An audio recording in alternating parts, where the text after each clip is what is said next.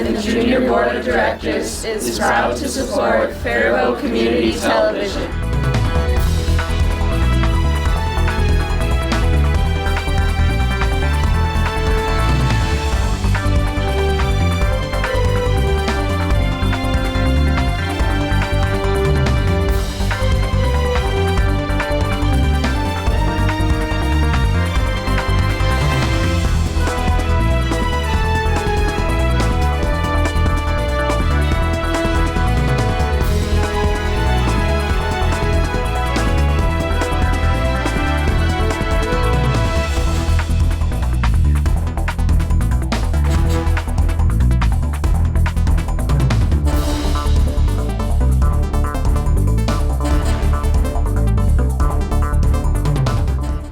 Hello Faribault, Nort Johnson here with your Chamber of Commerce and Tourism, and I'm not going to mince anything on the first part of what I want to share today.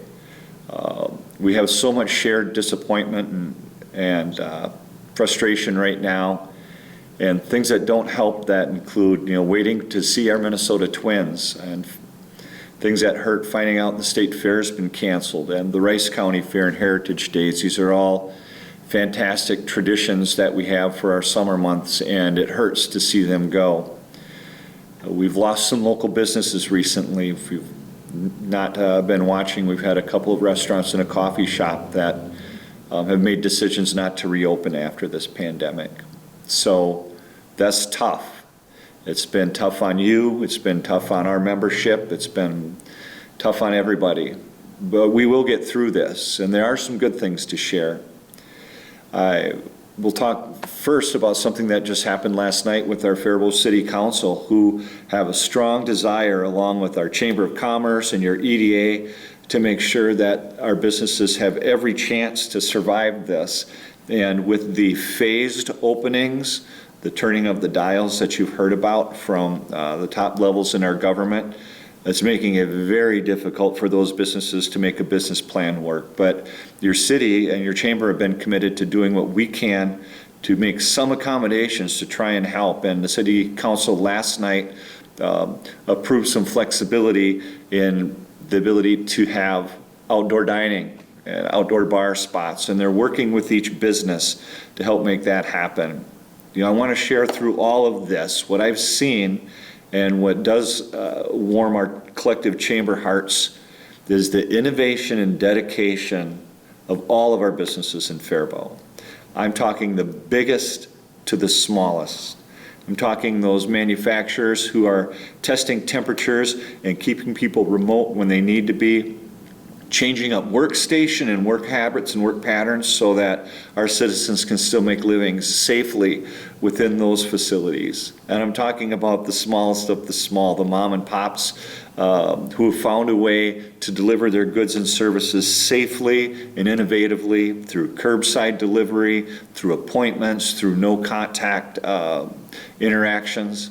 I'm really proud of them. I have every bit of confidence in those people, in our fellow Faribault citizens, to get us through this and to help us make sure that we thrive and that we do as well as we can so that we're positioned to be as successful as possible when we do get to the tail end of this pandemic.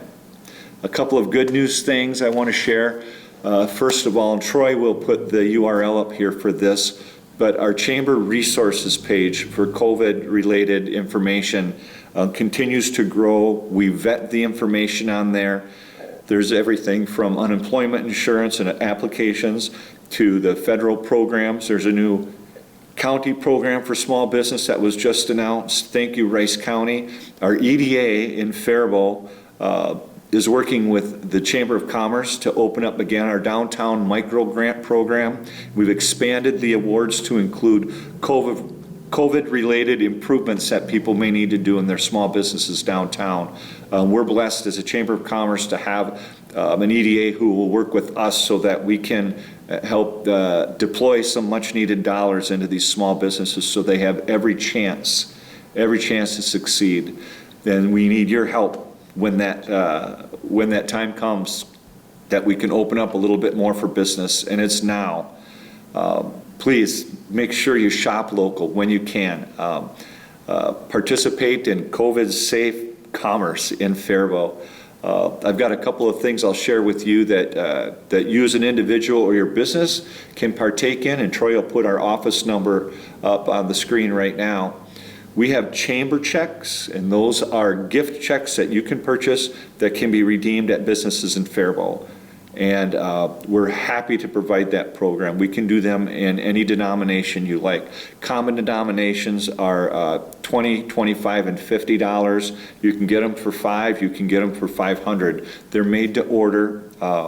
You can buy them and give them to your family, your neighbors, birthday presents, and they can be used to shop local and support local businesses. And we're pleased to announce a partnership gift check program with our mini road trip. I think Troy can throw our logo up there. Faribault, Northfield, and Owatonna partnering together to promote our areas. We're taking that to the next level, and we now have mini road trip gift checks available. So what you pay for them is what they're worth. There's no fees on these, okay? And we're launching it with the mini road trip food tour.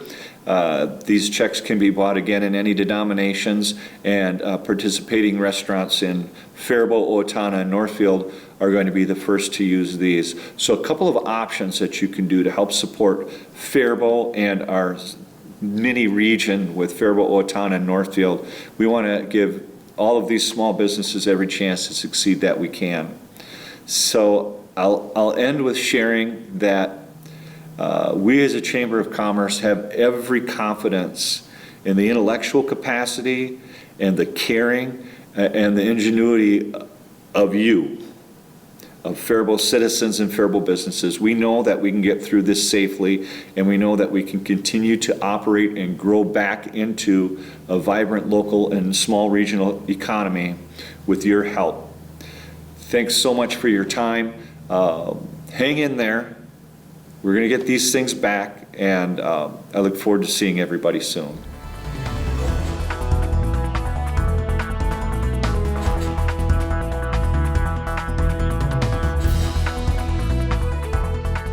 Hello, my name is Delane James. I'm the director of Buckham Memorial Library.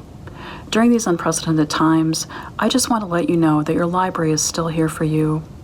Because things are changing so quickly, the very best way to find out what the library is currently offering for services is to go to the library's webpage at www.faribault.org/library. We have all kinds of things online that are offered 24/7, 365 days a year. There are ebooks, e-audiobooks, digital magazines, storybooks for children that are animated, and language learning software. There's also live online tutoring, and there's a live online career counseling, and many more things. If you don't have a library card, that's okay. Visit our webpage again, and we will get you set up with a virtual library card that you can use our online resources with right away. I do want to announce that the library does have a brand new resource. It is called Hoopla, and Hoopla expands what we already have online. Hoopla is a streaming service that you can also use with your Buckham Memorial Library card. There is movies, TV, music, along with comic books, audiobooks, and ebooks that you can check out. Please email the library if you have any questions at library@ci.faribault.mn.us, and we'll be happy to help you with your needs. Thank you.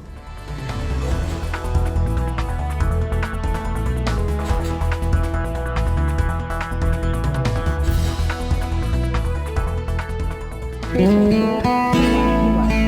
County Historical Society, North Coast, is still working to preserve the past for future generations.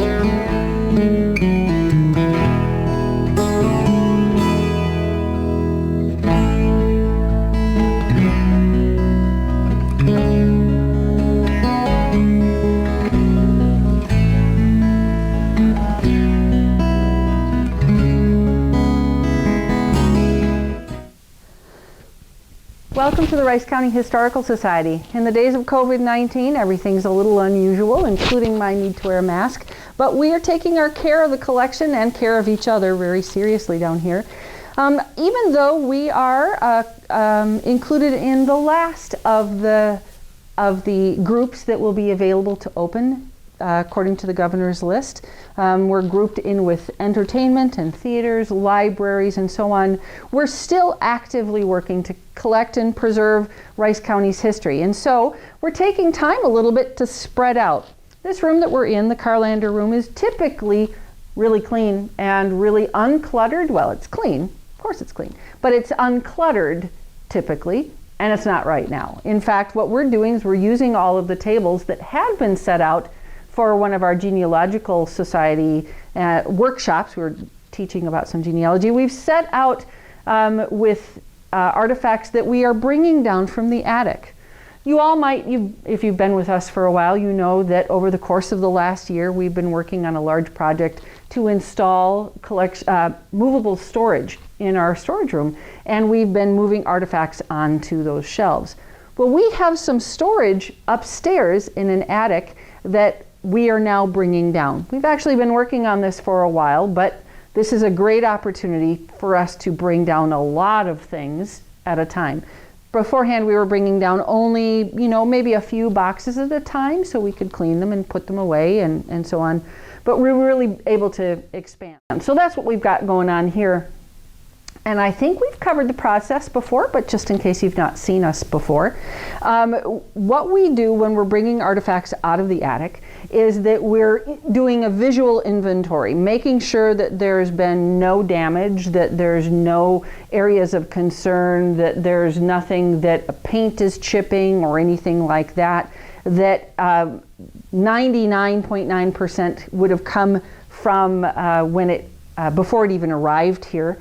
And I can actually say of this collection, 100% of anything, it's in as great a shape as it was when it was donated. We actually keep records of that sort of thing, by the way. Anyway, so these artifacts come down, we clean them, we dust them off, we actually write them down, and then we evaluate for any concerns. And when we're ready then and have inventoried them, then we add them into the collection storage. In that room, we're putting them away by type of something. So I am sitting in front of some kitchen utensils that would have been used. We've got graters and nutmeg graters and other kinds of graters. We've got sifters and other kinds of tools, even a donut maker over here. And these will all go together in the storage room. The idea there is that when it is time for us to do exhibits or we want to showcase a certain type of something, donut making or cooking in the past, we can be both efficient and know all that we have to use. So there are a wide group of artifacts that have come down now. We've moved more than 15,000 objects already onto the shelves, and we're a little over halfway. So it's pretty amazing. We're pretty pleased that the shelves are doing so well, and there's room for more. So this particular tureen is got a little problem, got a few chips and so on. It came to us that way. We do have all of the pieces, but what's kind of neat and why we preserve pieces that are really unique but not necessarily in great condition is that since the time that this was donated more than 30 years ago, there have been new glues and new techniques and new ways to care for the collection. And so we're actually working with getting some advice from a ceramics conservator for the right kind of materials to use that are going to be because when you're dealing with porcelain or ceramics, you're dealing with a porous material. So you have to be careful about what kind of glues to use. Super glue is much too strong for this. You can actually end up breaking off more if you're using that. So anyway, so we're exploring different kinds of glues and so on. And so we hope to do not a conservator level of repair, but a good enough repair that it will allow this artifact to be used on exhibit and so on. We're pretty pleased that the shelves are doing so well, and there's room for more. Despite the fact that we're closed to the public, we are, with precaution, accepting some artifacts and donations to the Historical Society. The precaution is that we're asking folks to call beforehand. That way we can have the conversation we would normally have face-to-face over the phone. When you call, we're asking that folks tell us what it is that you're bringing in. We'll talk a little bit about how it fits the collection. Remember, our goals are we collect, preserve, and interpret the history of Rice County. So our first question is going to be, tell me about the history. Is it connected to Rice County? The next question is going to be, tell me what each item is, and if it's a duplicate, you saw we have 3 nutmeg grinders. We don't need any more of those. But there are other things that we certainly don't have, so we're always looking for those. And then we will have you come on in. We'll prepare a box or a location, but depending on what you're bringing in. And this will be something we'll do in advance. Over the phone, you and I will fill out the top part of our donation agreement form. And then when you come in, at an appropriate social distance, we'll have you go ahead and put your donation in a box. We'll have you review the form and sign it. We normally do a thorough inventory, and the donor can certainly do that. Otherwise, we can do that when we process it and review the collection. Meanwhile, then, to keep the staff and the volunteers healthy and safe, we are then setting this box aside. The guidelines that we're following are the American Association of Conservators guidelines. These are the folks whose job it is to know exactly what artifacts and objects need for their care. They're saying that on paper and porous material, they're giving us some guidelines on how long the virus lives. And so we are letting, depending on what comes in, we're letting that collection sit. And just allowing time to be something that makes this be a safe something for us to touch. And then when we do, then we'll, like I said, we'll do the inventory and so on. But this allows you all to make a donation and for our collection to continue to grow, as that is our job. Our job is to collect and preserve Rice County's history for the past and future generations, as we say every time here on FCTV. If you're interested in making a donation, we ask that you give us a call. Our phone number is 507-332-2121. You can send us an email at rchs@rchistory.org or find us on the web at www.rchistory.org.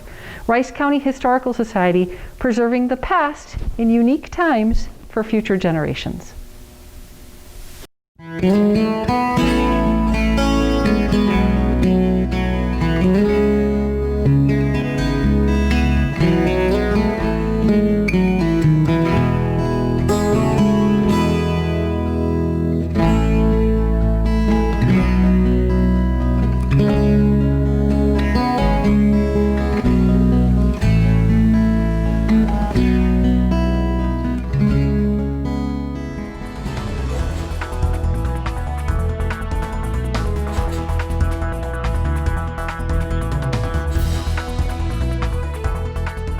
Hi, I'm Jessica, the pharmacy manager at Hy-Vee in Faribault, and today we're going to talk about a few different things.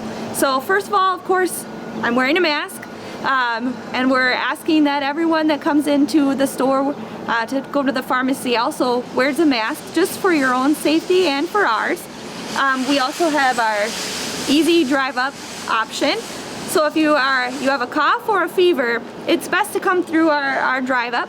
If you're picking up for someone that has COVID, or if you have COVID yourself, please use our drive up or give us a call. We'll gladly deliver your prescriptions to you for free.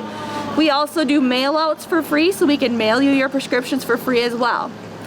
Something else to talk about right now is a lot of people are forgetting about the diseases that they currently have while they're trying to prevent getting COVID-19. There are a lot of vaccinations you might be missing. There are doctor's appointments you might be missing. And now things are starting to open up again for you to be able to go in and see your doctor and address some of those issues that you might not have been addressing over the last couple of months while you were quarantining at home. If you're not sure if there's something that you've been missing during the COVID outbreak with your health, give us a call. We can check and see if there's any vaccinations you're needing. We are going to start doing vaccinations again at the pharmacy mid-June. And so if you're missing your shingles vaccinations, we have plenty in stock now. And so just give us a call. We are going to require that you wear a mask when you come in for a vaccination. We will wear masks as well. It'll be a very safe experience for you. So please, don't forget about your maintenance health care. Get your vaccinations up to date, and we can help you with that at Hy-Vee Pharmacy. And again, remember, we do have free delivery.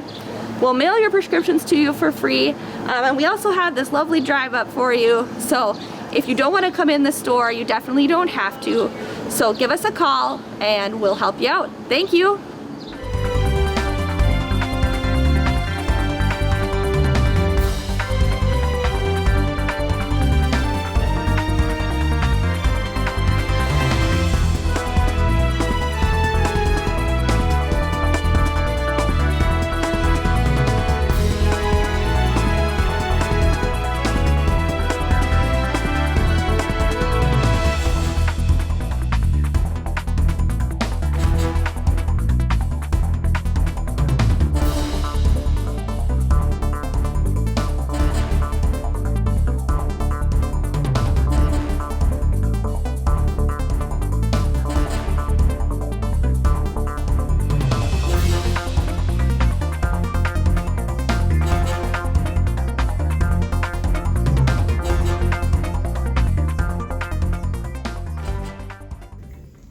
Hi, Dr. Michael Ritchie here at Ritchie Eye Clinic. Thanks for joining me again. You may have noticed things are a little different this time in order to try to keep people safe in the midst of our pandemic. I'm filming this myself, so pardon any glitches or bad lighting. We're kind of in the midst of something that has become our new normal. And what I want to do is just review what we're doing here at Ritchie Eye Clinic to keep everybody safe, kind of talk about where things might be going as we continue later this summer or through the summer, and talk about what you can expect as you go out and about, because we're now into June and we're starting to lift some of the restrictions. That means you're going to see people out and about. It's a good idea when you're out and about to wear a mask. A mask is protective. It will really protect you from giving someone the disease, the COVID-19 virus, if you have it. If you're passing people who are wearing masks, that's reassuring. We still want to maintain social distancing, so 6 feet between people is a good idea. Wash your hands frequently. It's really as simple as that. You're going to see a lot of things as restaurants open. We're going to be sitting outside. You're going to see servers with gloves and masks. You're going to see tables being wiped down more than they've ever been. And those are all good things. Here in the eye clinic, we've done a couple of things a little differently. Everyone is wearing a mask at all times. We ask that you wear a mask when you're here. It protects you and it protects us. Now, what happens? What do you do if you've been in contact with someone who has developed COVID-19? It's going to happen, so you need to think about what to do. So the reality is, exposure is considered significant if you are in close contact, meaning less than 6 feet, with someone who is or has become sick, and that close contact lasted 10 to 15 minutes. Pardon me. So in the course of the average day, how many people do you come in contact with where you're in close contact for 15 minutes? In reality, we're being careful enough that there aren't that many, but there are going to be some. If you have been exposed, you should quarantine. If you develop any symptoms, you should be tested. The quarantine is 14 days, actually 10 days. There's some debate about 10 to 14 days. Typically, it's 14 days from date of exposure. Now, if you develop symptoms, get tested. If the test is negative, great. If you're concerned and you don't want to quarantine for 14 days and you can get a test, that's very helpful. Some places require 2 successive negative tests before you're allowed to go back to work. Depends on your work environment and the policy at work. What we really do need is availability of testing. So let's talk a little bit about what happens in senior livings, because this is where the virus has just been wreaking havoc. So what senior living management companies are trying to do is, if they have an exposure, they want to get everybody tested, and they want to do testing 1 day per week for 3 weeks. That way they're testing right away, 1 week later, 2 weeks later. So they're looking for people who might convert from a negative on the first test to a positive on the second or third. That really helps isolate where the virus is. Senior facilities will then isolate those people involved. Keep in mind that senior facilities are still really, for the most part, locked down to outside visitors to try to minimize the exposure. Again, this is going to be our norm for quite some time. There are new reports of a variety of different companies that are very optimistic about the development of a vaccine. We'll see if that happens. That would be a godsend if it did, and if it works. What we still don't know, though, is whether or not once you've had this disease, you're immune, and if you're immune, for how long. So there's a lot that we need to learn. We don't know if you get infected and then you get better, can you get reinfected? Those are the things that we need to figure out. So bear with us, wear your mask, and thanks for joining me.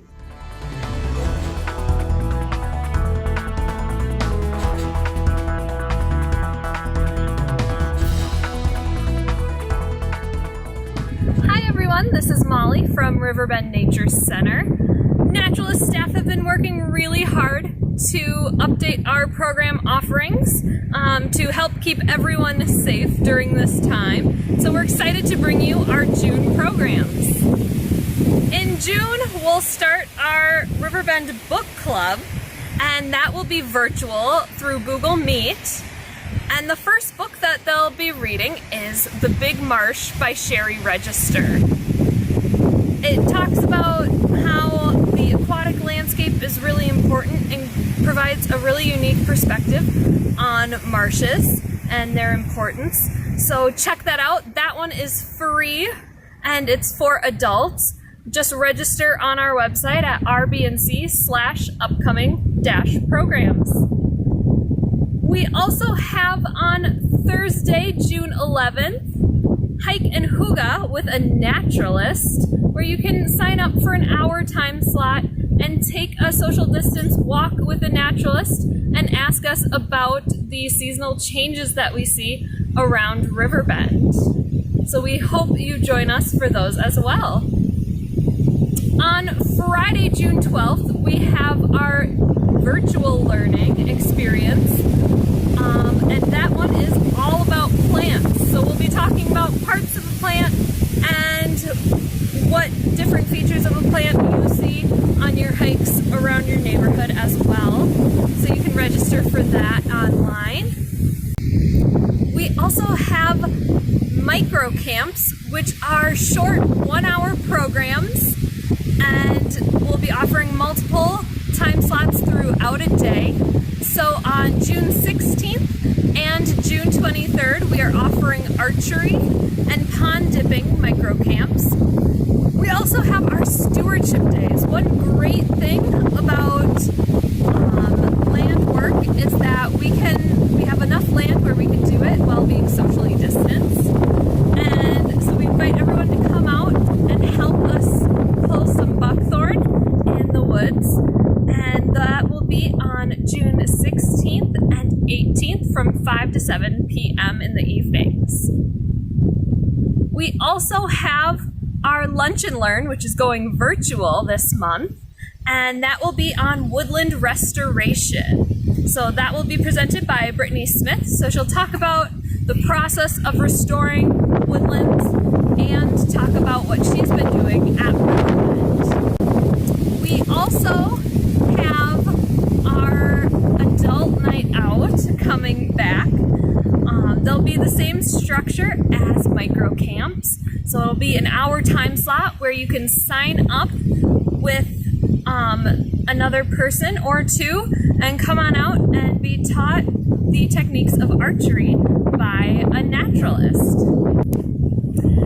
We also have story time on Saturday mornings at 10 a.m. on our Facebook page. So check out our Facebook Live page to read along with a naturalist.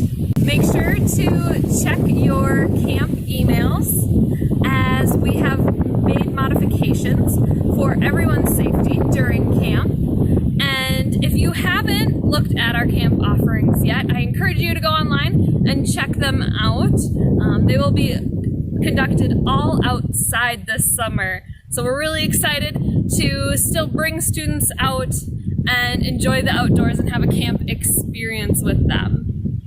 And finally, we still have registration open for our maple syrup fun run. We rescheduled it to September 19th. So please register online. There's lots of different lengths. So there's something for everyone.